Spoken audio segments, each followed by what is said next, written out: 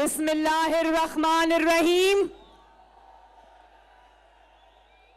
बहावलपुर के भाइयों, बहनों, बेटियों, बेटों, बुजुर्गों, आप सबको आपकी बेटी बहन मरियम नवाज शरीफ की तरफ से अस्सलाम अलैकुम। आपको लंदन से नवाज शरीफ की तरफ से भी अस्सलाम अलैकुम। शहबाज शरीफ की तरफ से भी अस्सलाम अलैकुम। मैं चली आती हूं इतनी दूर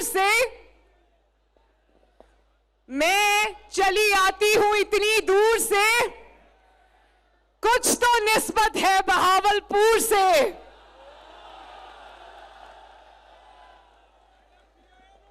बहावलपुर वालों, मैं दिल की गहराइयों से आप सबका शुक्रिया अदा करती हूं कि 50 डिग्रीज में इतनी गर्मी में जब इंसान खड़ा नहीं हो सकता, आप इतनी बड़ी तादाद में जलसे में आए हो और आप सबको यौमे तकबीर मुबारक हो। यौमे तकबीर का मतलब जानते हो ना? यौमे तकबीर का मतलब है कि पाकिस्तान अपनी हिफाजत करना अल्लाह ताला के फजल से जानता है। यौमे तकबीर का मतलब है कि पाकिस्तान का कोई दुश्मन पाकिस्तान की तरफ मैली आंख से देख भी नहीं सकता। यौमे तकबीर का मतलब है कि पाकिस्तान की सरहदें इंशाअल्लाह ताला हमेशा के लिए महफूज है। पाकिस्तान का दिफा हमेशा के लिए मंजूर है, हमेशा के लिए मजबूत है। तो मैं बहावलपुर से पूछना चाहती हूं, क्या उस लीडर का नाम आता है जिसने पूरी दुनिया के मुल्कों की धमकियों को नजरअंदाज करके भारत के 5 एटमी धमाकों के मुकाबले में 6 एटमी धमाके कर दिए? बहावलपुर से पूछना चाहती हूं, कौन है वो जुर्रतमंद लीडर जिसने 5 अरब डॉलर की इमदाद ठुकराकर कहा एब्सोल्युटली नॉट और पाकिस्तान को एटमी ताकत बना दिया? कौन है वो लीडर? कौन है वो लीडर? शुक्र अल्हम्दुलिल्लाह, उस लीडर का नाम है मियां मोहम्मद नवाज शरीफ। मैं आज नवाज शरीफ साहब को, अफवाजे पाकिस्तान को, पाकिस्तान के साइंसदानों को, एटॉमिक एनर्जी कमीशन को, जुल्फिकार अली भुट्टो को और जिसने पाकिस्तान के एटमी धमाकों में अपना किरदार अदा किया, मैं सबको बहावलपुर की तरफ से, मरियम की तरफ से, पाकिस्तान की तरफ से खराजे तहसीन पेश करती हूं। मेरे भाइयों और बहनों, मुझे पता चला है कि कभी भी बहावलपुर में इतनी तादाद में खवातीन नहीं निकली। बड़ी मेहरबानी आपकी। मैं अपनी माँ, बहनों, बेटियों को सलाम अर्ज करती हूं। बहावलपुर वालों, वो जो पीछे स्टेज के लोग खड़े, मैंने पूरी कोशिश की थी कि वो भी आगे आ जाएं। जलसे का वो हिस्सा तो नजर ही नहीं आ रहा, लेकिन वो कहते हैं वेल्डिंग हुई भी आगे नहीं आ सकते। तो माफी चाहती हूं, मेरा दिल था आप मेरे सामने खड़े होते और मैं आपसे बात करती। बहावलपुर वालों, जब नवाज शरीफ ने एटमी धमाके करने का फैसला किया तो किस किस मुल्क ने धमकी नहीं दी, किस किस मुल्क ने लालच नहीं दी, किस किस मुल्क ने यह नहीं कहा कि अगर तुम एटमी धमाके करोगे तो दुनिया तुम्हारा धमाका कर देगी। किस किस ने यह नहीं कहा कि तुम्हें पत्थर के जमाने में पहुंचा दिया जाएगा। लेकिन शाबाश है नवाज शरीफ को कि उसने अपनी मादरे वतन की खातिर, अपने वतन की हिफाजत की खातिर, अपने वतन की सलामती की खातिर उसने कहा कि मेरा जो करना है कर लो, मैं इंशाअल्लाह ताला पाकिस्तान को एटमी ताकत बनाकर दम लूंगा।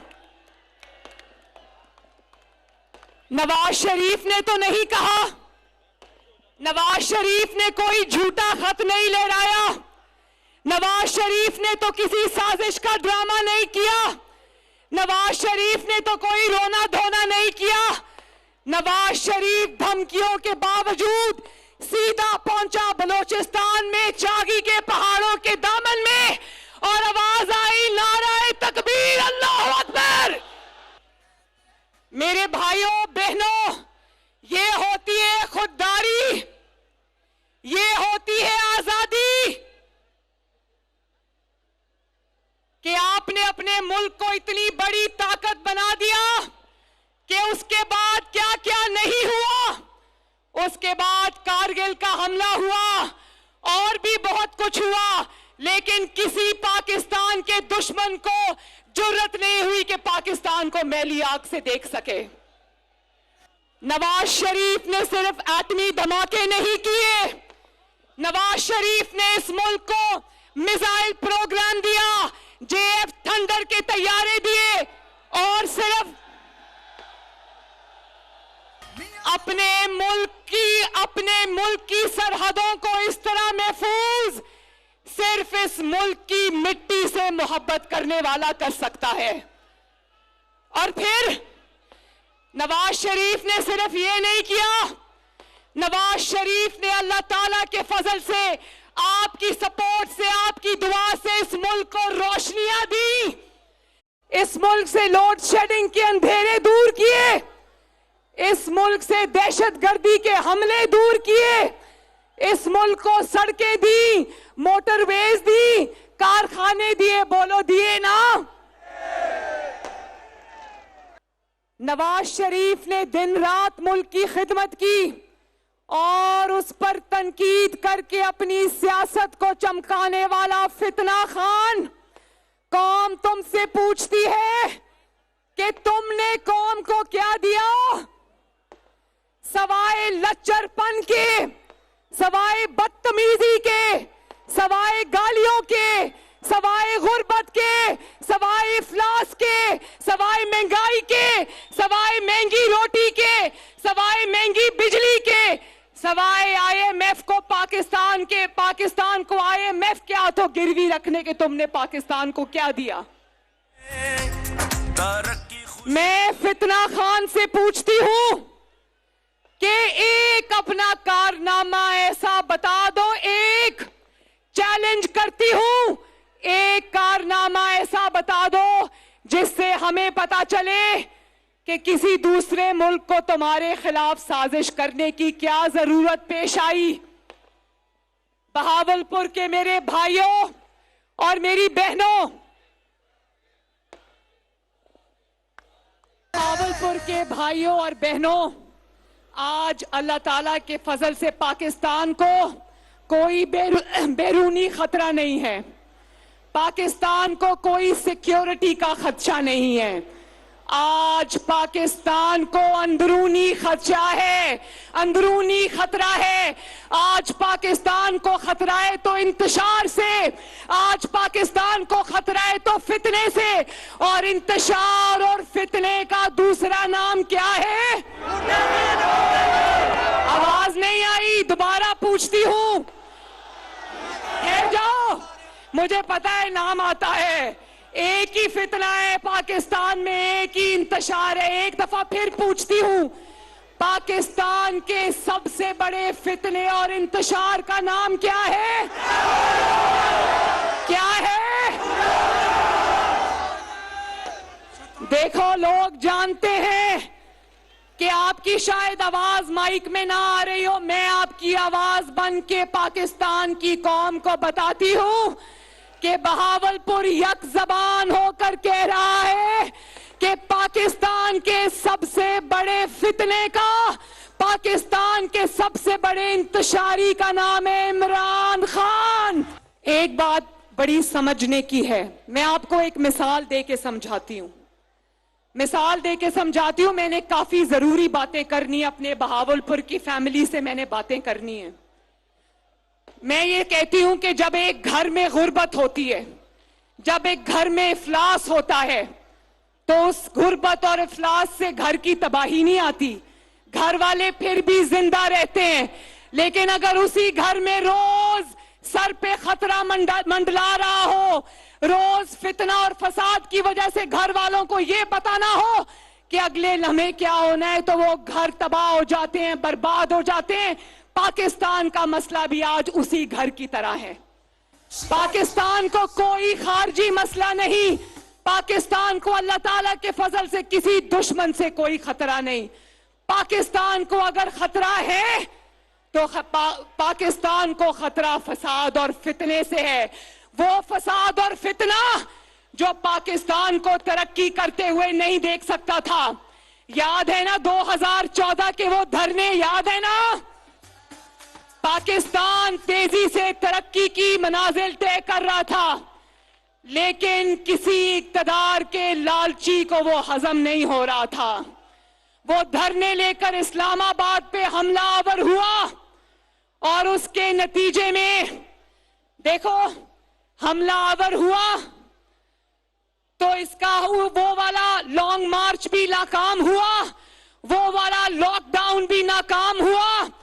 तो वहां इसने खुद ये बात की, बहावलपुर वालों, इसने टीवी में इसके मुंह से निकल गया कि मुझे जस्टिस खोसा ने कहा कि तुम क्या दरखास्त लेकर इधर उधर फिर रहे हो, हमारे पास आओ, हम पनामा का फैसला करते हैं। और आज जब इसका दूसरा लॉन्ग मार्च भी बुरी तरह नाकाम हो गया, बुरी तरह फेल हो गया, तो आज ये और किसी को आवाजें नहीं दे रहा था क्योंकि नंबर बदल गया है, तो आज सुप्रीम कोर्ट में खत लेके चला गया है।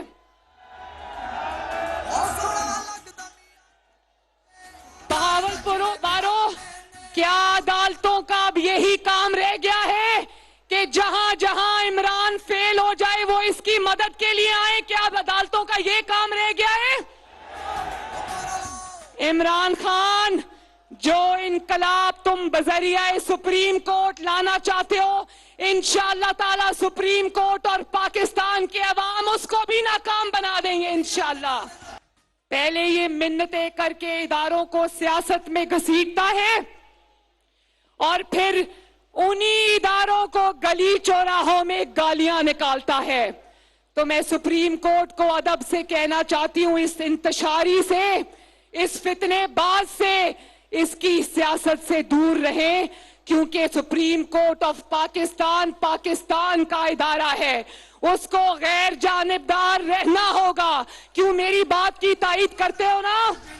और फिर बहावलपुर वालों, कल नाकामी, बदतरीन नाकामी के बाद टीवी पर आकर कहता है कि मेरा मार्च इसलिए कामयाब नहीं हुआ कि मेरी तैयारी नहीं थी। तो मैं ये पूछना चाहती हूं कि बंदे लाने की तुम्हारी तैयारी नहीं थी, आगे लगाने की तुम्हारी पूरी तैयारी थी, आने की तुम्हारी तैयारी नहीं थी, लेकिन पुलिस के जवानों के सीनों में सीधी गोलियां उतारने की तुम्हारी पूरी तैयारी थी। और जब 4 साल ये पाकिस्तान की तबाही करके गया, पाकिस्तान की मईशत की तबाही कर कर गया, पाकिस्तान के अवाम को रोटी से मजबूर करके गया, लोड शेडिंग के अंधेरे देकर गया, तो बाहर आके कहता है कि तैयारी के बगैर हुकूमत में नहीं आना चाहिए। तो मैं तुमसे ये पूछना चाहती हूं, ये पाकिस्तान 22 करोड़ का मुल्क है या जानवरों का मुल्क है जिसके ऊपर तुम ये सारे तजर्बे करते रहोगे? अब तो जानवरों के भी हकूक होते हैं, तुमने 22 करोड़ को जानवरों से भी कमतर समझ लिया है। और फिर मैंने कल देखा कि वो जो 2 बच्चे शहीद हुए थे पीटीआई के कारकुन, मैं उनके घर वालों से इजहार अफसोस भी करती हूं, इजहार हमदर्दी भी करती हूं, जिनके घर इमरान खान गया उसके बच्चों को दूसरों की नकल करके गोद में बिठाया था, तो वो बच्चे पूछते तो होंगे कि अंकल इमरान खान, तुम्हारे अपने बच्चे बाहर लंदन में ठंडी हवाओं में बैठे हुए, हमारे बाप को किस पादाश में तुमने गोलियों से मरवा दिया। मैं ये पूछना चाहती हूं, अगर हकीकी आजादी का सफर है ये, अगर तुम इस जहाद को, जहाद का नाम देते हो इस लॉन्ग मार्च को, तो मैं तुमसे पूछना चाहती हूं, जहाद तो तमाम मुसलमानों का फर्क है, उनका फर्ज है, तो कासिम और सुलेमान को लंदन में क्यों बिठाया हुआ है? तुम्हारे बच्चे लंदन की ठंडी हवाओं में, मेरी कौम के बच्चे सड़कों पे लू के तपेड़े खाने के लिए। मैं ये पूछना चाहती हूं कि सबसे पहले तो अपने बेटों को कहें कि ताजे बरतानिया का तौक गले से उतार कर आए, ब्रिटिश पासपोर्ट को आग लगा कर आए और आए आजादी मार्च को लीड करें। फितना खान से यह भी कहना चाहती हूं कि आओ लाहौर में उस शहीद कांस्टेबल कमाल अहमद के घर में भी आओ, जिसके सीने में तुम्हारे पीटीआई के मेंबर ने सीधी गोलियां उतार दी और उसको शहीद कर दिया। बहावलपुर मेरे भाइयों बहनों, मैं उस कांस्टेबल के घर में गई, मैंने उसकी जवान बेवा को देखा, उसके 5 बच्चों को देखा, मेरा दिल खून के आंसू रोया। वो क्यों शहादत उसकी हो गई? क्योंकि एक फितना खान को इक्तदार से बाहर रहने की आदत नहीं रही, क्योंकि वो लोगों के बच्चों की शहादतें और लोगों के बच्चों की तकलीफ में अपनी सियासत चमकाना चाहता है और वापस प्राइम मिनिस्टर हाउस में जाना चाहते हैं। तो इंशाअल्लाह ताला ये हम नहीं होने देंगे। और फिर मैंने ये भी देखा कि पाकिस्तान में इसके जो फॉलोअर्स हैं उनको इसने इतनी गंदी जुबान सिखा दी। मेरे सामने एक वीडियो आई जो आप सब ने देखी होगी कि एक बापर्दा खातून पुलिस वाले के पीछे पीछे जा रही थी, कोई अच्छी फैमिली से लगती थी, लेकिन इसके पैरोकार पुलिस वाले को गालियां देती रही, पुलिस वाले को बहुत ही नामुनासिब जुमले कहती रही। मैं उस पुलिस वाले को नहीं जानती, लेकिन मैं उस पुलिस वाले को दिल की गहराइयों से शाबाश देना चाहती हूं कि किसी सही माँ बाप का बेटा है और ऊपर से मजहब का लबादा ओढ़ लेता है, कभी रियासते मदीना का नाम अपनी नापाक जुबान से लेता है, कभी बिस्मिल्लाहिर्रहमानिर्रहीम पढ़कर इया का नाबुदु व इया का नस्ताईन पढ़कर औरतों पर जुमले कसता है अपनी तकरीरों के अंदर, इया का नाबुदु व इया का नस्ताईन पढ़कर झूठ के अंबार लगा देता है। और वो वीडियो देखी थी ना, जो इसके पीछे खड़ा आइन शिकन कासिम सूरी इसको कह रहा था, खान साहब थोड़ा सा इस्लामिक टच दे दे, इस्लामी टच दे दे। इंसान अपनी सियासत के लिए मजहब का इस्तेमाल करे, उस इंसान से ज्यादा खतरनाक इंसान कोई नहीं। और असलियत यह है कि कल टीवी में कह रहा था सुलह हुदैबिया, और सुलह हुदैबिया कहना नहीं आ रहा था, कह रहा था हुदैबा हुदैबा, और फिर सल्लल्लाहु अलैहि वसल्लम नहीं आ रहा था कहना, कहता है सल्लल्लाहु अलैहि वसल्लम। ये है इसकी असल हकीकत। बहावलपुर के भाइयों और बहनों, कल इमरान खान ने जो मुआहिदा किया था IMF से, जिसमें ये उनसे मुआहिदा करके आया था कि हम तेल की कीमतें, डीजल पेट्रोल की कीमतें बढ़ाएंगे, कल हमें इसके किए हुए मुआहिदे की वजह से तेल की कीमतें बढ़ानी पड़ी। दिल पर क़यामत गुजरी, दिल खून के आंसू रोया। लेकिन 1 रुपया भी किसी चीज पे बढ़ता है, यकीन करो, मैं खुदा की कसम खाकर कहती हूं, नवाज शरीफ का दिल रोता है, शहबाज शरीफ का दिल रोता है, मरियम नवाज का दिल रोता है। ये तो कहता था ना कि मैं आलू प्याज के रेट पता करने नहीं आया, लेकिन मैं आपको कहती हूं कि हाँ, नवाज शरीफ, शहबाज शरीफ आलू प्याज के रेट पता करने आए हैं पाकिस्तान में। और इंशाल्लाह कल शहबाज शरीफ साहब का कौम से खिताब सुना था ना, मैं बड़ी हैरान हुई, मैंने बड़े शौक से शहबाज शरीफ का खिताब सुना। ना कोई गाली, ना कोई मजहब कार्ड, ना कोई बदतमीजी, ना कोई गद्दारी कार्ड, ना तू, ना मैं। शहबाज शरीफ ने अल्लाह ताला के फजल से पाकिस्तान की तारीख का सबसे बड़ा रिलीफ पैकेज कल अनाउंस किया। अल्हम्दुलिल्लाह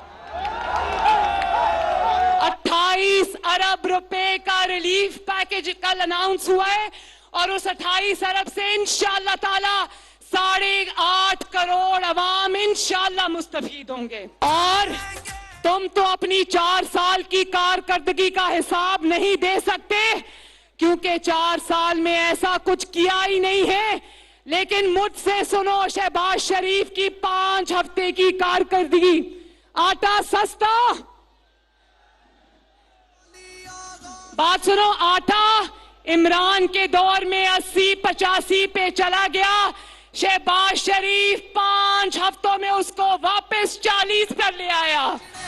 40 दिनों में शहबाज शरीफ ने आटे की कीमत 40 रुपए कम कर दी। चीनी की कीमत शहबाज शरीफ नीचे ले आया। खाद की बोरी की कीमत शहबाज शरीफ नीचे ले आया, और ये सिर्फ 5 हफ्ते की कारकर्दगी है। तो मैं बहावलपुर के अवाम से ये गुजारिश करना चाहती हूं कि जिस तरह आपने जब नवाज शरीफ ने एटमी धमाके किए थे, तो आप नवाज शरीफ के साथ सीसा पिलाई हुई दीवार बनकर खड़े हो गए थे। जब नवाज शरीफ ने अफवाजे पाकिस्तान के साथ मिलकर दहशतगर्दी के खिलाफ ज़र्बे अज़्ब और रद्दुल फसाद लड़ी थी, तो कौम दीवार बनकर नवाज शरीफ कर पीछे खड़ी हो गई थी। आज भी मैं बहावलपुर से और अपनी पाकिस्तानी कौम से मुस्लिम लीग नून और इत्तेहादियों की हुकूमत के लिए वही सपोर्ट मांगने आई हूं।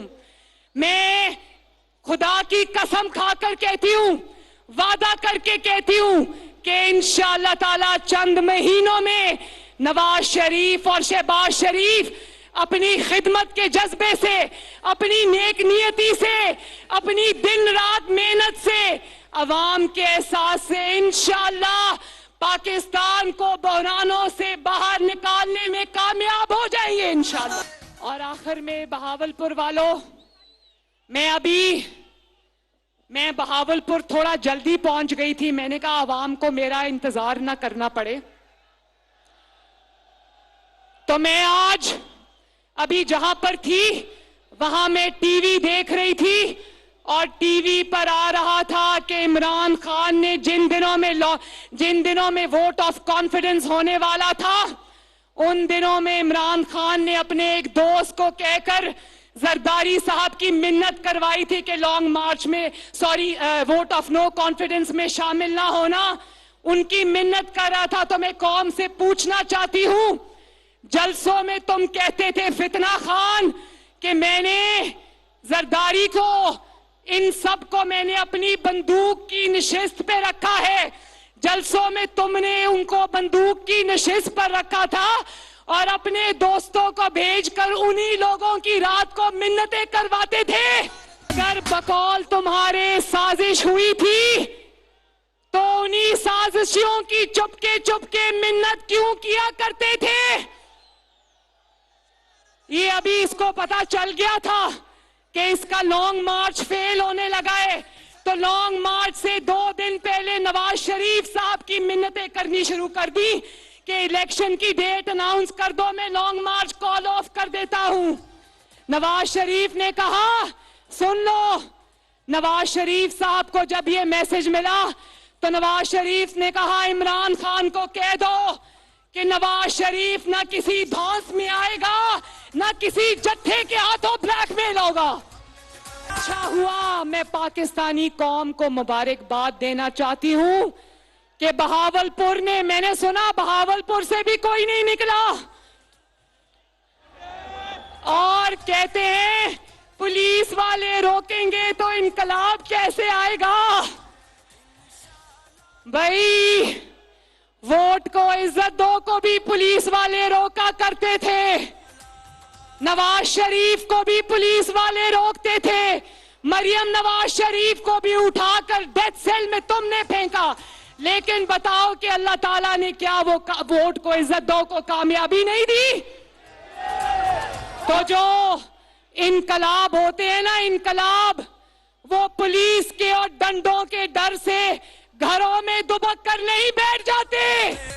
अगर 1 लाख छोड़ो, इसने 25 लाख की बात की थी ना, शर्म से डूब मरो फितना खान। तुमने 25 लाख की बात की, पूरे पाकिस्तान से 25,000 बंदा भी नहीं निकला। और झूठ बोलते हो कि तुम्हारी तैयारी नहीं थी। खैबर पख्तूनख्वा के जितने भी हुकूमती वसाइल थे, तुमने सब इस्तेमाल कर लिए। 30-30, 35-35 लाख खैबर पख्तूनख्वा की हुकूमत से अपने MNAs और MPAs को दिया कि बंदे इकट्ठे करके लाओ।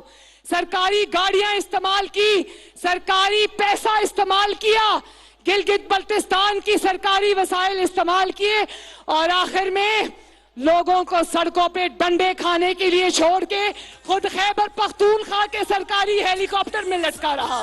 मुझे खुशी है, बहावलपुर आपकी अजमत को मैं सलाम पेश करती हूं कि आपने इस फितना और फसाद को जहां से निकला था वहीं वापस भेज दिया।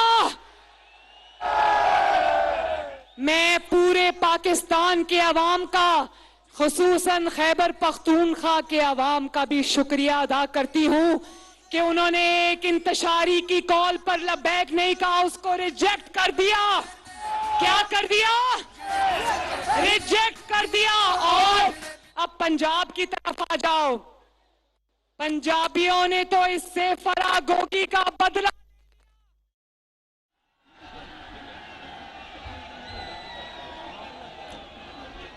इससे मैं बताऊं, जो हमारे पास इंटेलिजेंस की रिपोर्ट्स आई हैं, किसी शहर में भी पंजाब में ये 200 से ज्यादा बंदा इकट्ठा नहीं कर सका। और डालो इमरान खान, और डालो पंजाब के हक पे डाका, और लगाओ उस्मान बुजदार को 12 करोड़ पंजाबियों की किस्मत का मालिक, और लूटो पंजाब को। फरागोगी के जरिए लोगों ने फरागोगी, पंजाबियों, साउथ पंजाब वालों, 1 मिनट, मैं जनूबी और लोगों को 4 साल तो अभी लोगों को जब से हुकूमत से निकला है, अचानक इसकी याददाश्त वापस आ गई है। इसको महंगाई भी याद आ गई है, महंगा तेल भी याद आ गया है, IMF भी याद आ गया है, डॉलर की कीमत भी याद आ गई है। 4 साल बाद नींद से उठा है। तो मैं इसको ये पूछना चाहती हूं, अब जबकि तुम कह रहे हो रूस से मेरा सस्ते तेल का मुआहदा होने जा रहा था, तो वो मुआहदा हुआ क्यों नहीं?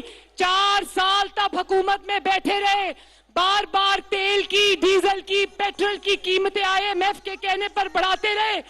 उस वक्त रूस से मुआहदा क्यों नहीं किया?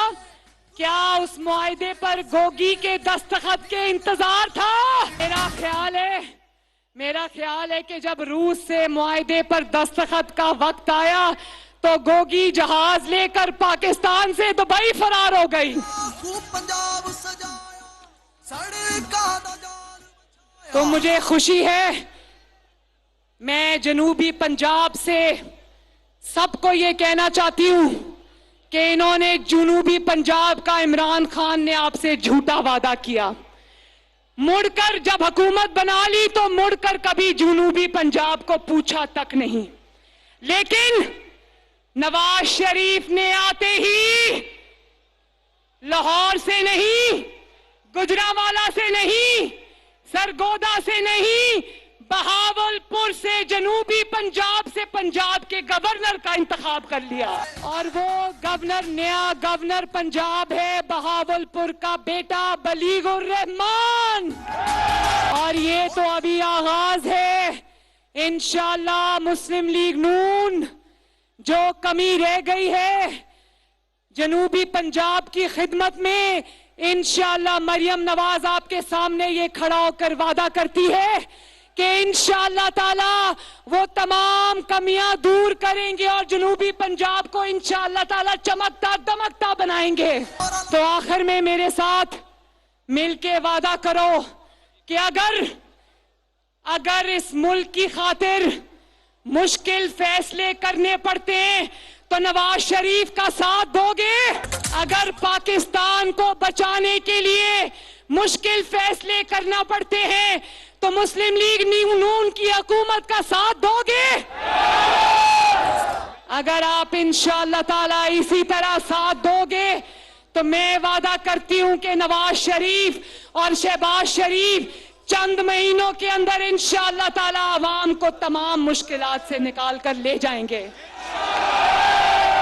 ये मेरा बहावलपुर से वादा है, जनूबी पंजाब से वादा है, पंजाब से वादा है, खैबर पख्तूनख्वा से वादा है, सिंध से वादा है, बलोचिस्तान से वादा है। इंशाअल्लाह ताला बोलो इंशाअल्लाह ताला आप सबका हामी और नासिर हो। एक दफा पूरी आवाज से पूरे जोर से हाथ उठाकर यौम तकबीर पे नारा लगाओ, नाराए तकबीर, नाराए रिसालत सल्लल्लाहु अलैहि वसल्लम। और अब नारा लगा दो, नवाज शरीफ, शहबाज शरीफ।